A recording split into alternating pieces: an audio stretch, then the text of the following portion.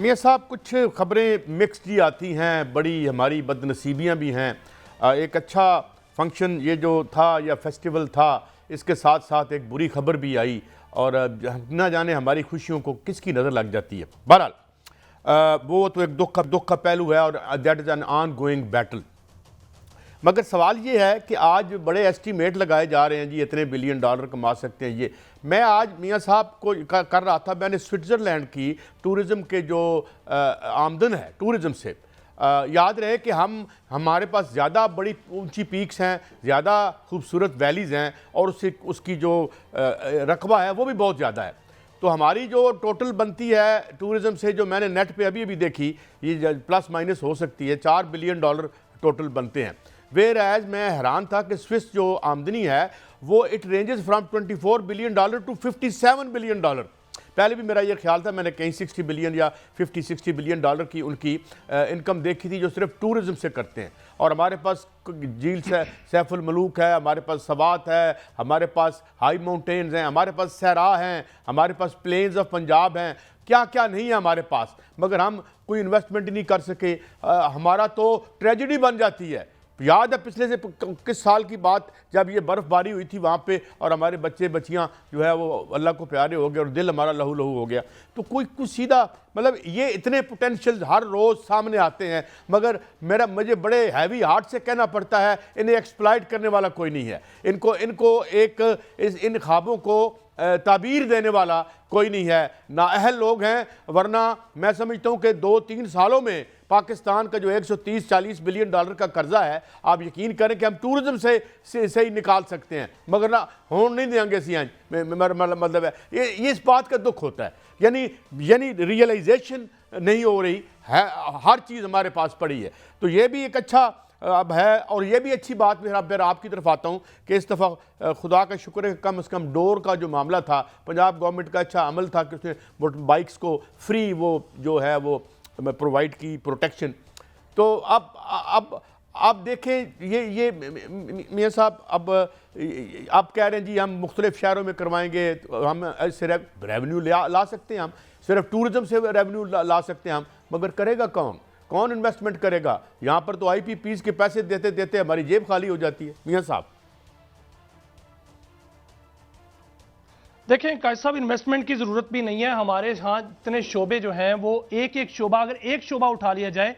تو اس میں پوٹینشیل اتنا ہے کہ پاکستان کے نہ صرف قرضے اتر سکتے ہیں بلکہ پاکستان امیر ترین ملکوں میں شامل ہو سکتا ہے۔ اگر ہم تمام شعبوں پر یک وقت کام شروع کر دیں تو پاکستان 10 ٹریلین کی اکانومی بن سکتا ہے، اس سے بھی اوپر جا سکتا ہے، اس میں کوئی شک نہیں۔ ٹورزم میں اتنا بڑا پوٹینشیل ہے کہ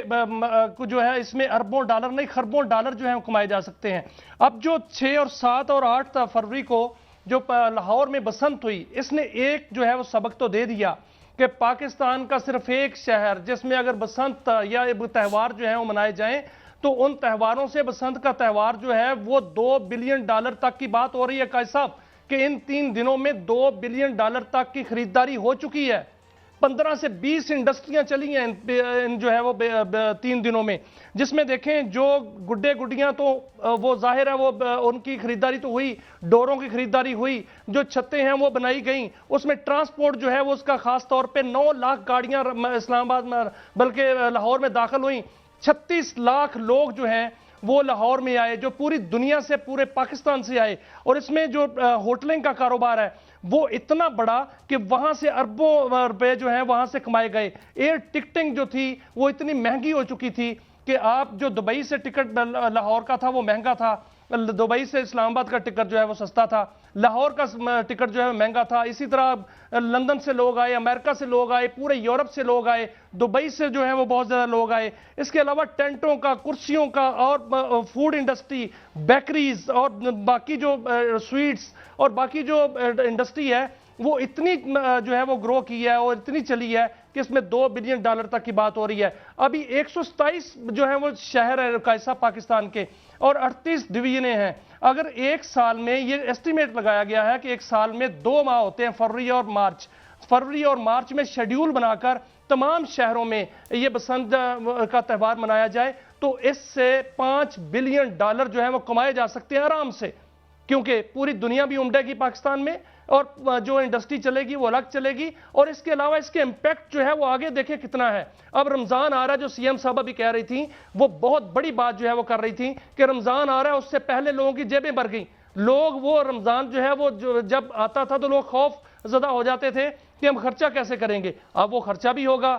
کمایا بھی ہے انہوں نے، اور جو اکانومی ہے اس میں بھی کنٹریبیوشن ہوگا۔ تو قائد صاحب یہ فیصلہ تو ہو چکا ہے کہ آئندہ جو ہے وہ فیصل آباد میں جو ہے وہ بسنت منائی جائے گی، راول پنڈی میں منائی جائے گی، ملتان میں منائی جائے گی، اور اس کے علاوہ سرگودا میں منائی جائے گی۔ پنجاب کے تمام بڑے شہروں میں بسنت باقاعدہ طور پر شیڈول کر کے اسی طرح جس طرح لاہور میں منائی گئی ہے اسی طرح منائی جائے گی۔ اور اس سے سبق جو ہے وہ یہ ملا ہے کہ اگر بیلجیم، جرمنی، ترکی اپنے تہواروں سے اربوں ڈالر، خربوں ڈالر کما سکتے ہیں تو پاکستان کیوں نہیں کما سکتا؟ بھارت ایک جعلی جو بسنت منا کر جو ہے وہ پیسے کما سکتا ہے، تو پاکستان کے اندر اتنا پوٹینشل ہے۔ وہاں پر پوری دنیا کے سفرا جو ہیں وہ